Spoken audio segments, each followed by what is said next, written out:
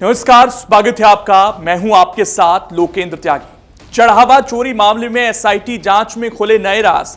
लोगों के घरों तक पहुंची एसआईटी, बाहर आएगा खजाना। अब एक नहीं, दो नहीं, बल्कि पिछले 5 सालों का देना होगा हिसाब। जी हां, राम मंदिर में हुए चढ़ावा चोरी मामले में रोज नए नए खुलासे हो रहे हैं और अब खबर यह है कि राम मंदिर चढ़ावा चोरी प्रकरण में एसआईटी अब ट्रस्ट के पिछले 5 वर्षों के ऑडिट की भी जांच करेगी। शुरुआती जांच में बड़े पैमाने पर वित्तीय गड़बड़ियों की आशंका को देखते हुए हर वित्तीय लेन देन की बारीकी से पड़ताल की जाएगी। बताया जा रहा है कि एसआईटी को कुछ अहम साक्ष्य भी मिले हैं, जिससे जांच की जद में ट्रस्ट के बड़े पदाधिकारी भी आ सकते हैं। माना जा रहा है कि इससे अनिल मिश्रा, गोपाल राव और चंपत राय की मुश्किलें बढ़ सकती हैं। सूत्रों के मुताबिक पूछताछ के दौरान अनिल मिश्रा ने पूरा ठीकरा गणना कर्मी टिन्नू यादव पर फोड़ दिया है। उन्होंने दावा किया कि सभी गणना कर्मी टिन्नू के इशारे पर ही काम करते थे। अनिल मिश्रा ने अपनी भूमिका से पूरी तरह से इनकार किया है, यानी वो अपने आप को बचाने की पूरी कोशिश कर रहे हैं।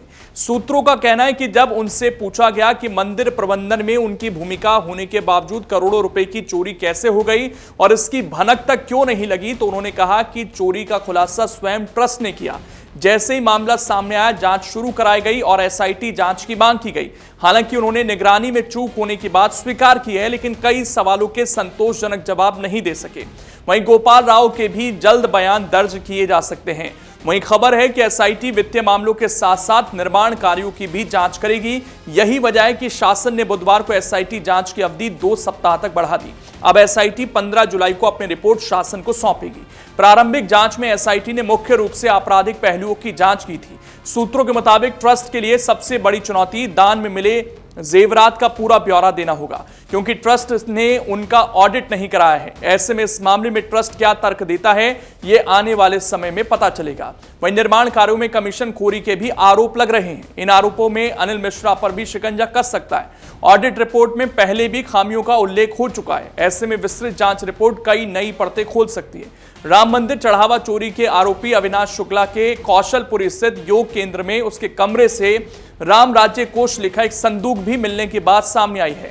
उस पर एक क्यूआर कोड भी है, यह भी बताया गया है। पुलिस और जांच एजेंसियां अब यह पता लगा रही हैं कि संदूक में जमा होने वाला धन कहां से आता था और उसका राम मंदिर चढ़ावा चोरी प्रकरण से कोई संबंध है या नहीं। फिलहाल यह भी स्पष्ट नहीं है कि संदूक से कोई नकदी बरामद हुई है या नहीं। पुलिस क्यूआर कोड के जरिए हुए लेन देन की भी जांच कर रही है। चढ़ावा चोरी मामले में पुलिस ने बुधवार को आरोपी लवकुश मिश्रा और करुणेश पांडे के पैतृक घरों पर भी छापेमारी की। करीब 3 घंटे तक चली कार्रवाई के दौरान परिवार के सदस्यों के बयान भी दर्ज किए गए। सूत्रों के अनुसार घरों से नकदी, जेवर और संपत्तियों से जुड़े दस्तावेज मिले। पुलिस दोनों आरोपियों के माता पिता को भी अपने साथ लेकर गई। इस मामले में फिलहाल 8 आरोपी जेल में हैं। इन सभी से मंगलवार को पूछताछ की गई थी। सूत्रों के मुताबिक लवकुश और करुणेश ने कुछ अहम जानकारियां दी थी।